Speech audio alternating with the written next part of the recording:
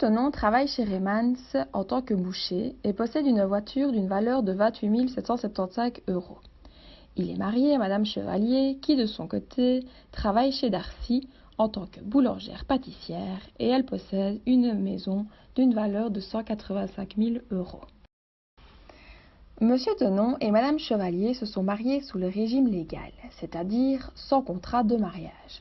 D'une part, nous avons Monsieur Tonon qui possède une voiture.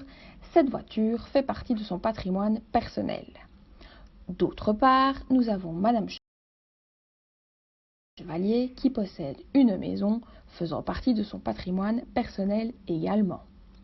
Et au milieu, dans le patrimoine commun, c'est-à-dire le patrimoine appartenant aux deux époux, nous trouvons le salaire perçu par ceux-ci. Il est important de savoir que chaque personne possède un patrimoine composé d'un actif et d'un passif. L'actif signifie tout ce qu'une personne possède.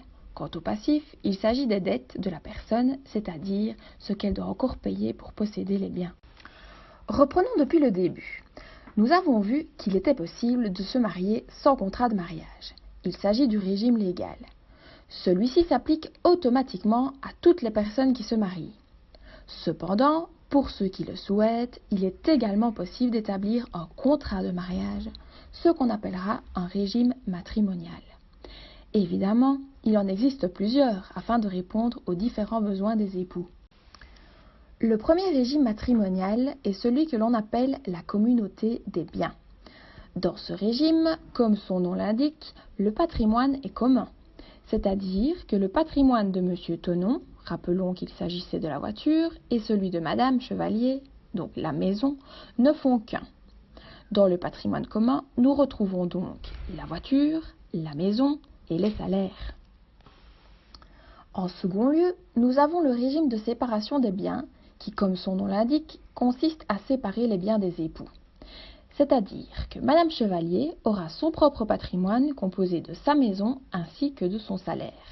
Monsieur Tonon, lui, aura également son propre patrimoine qui reprend sa voiture et son salaire.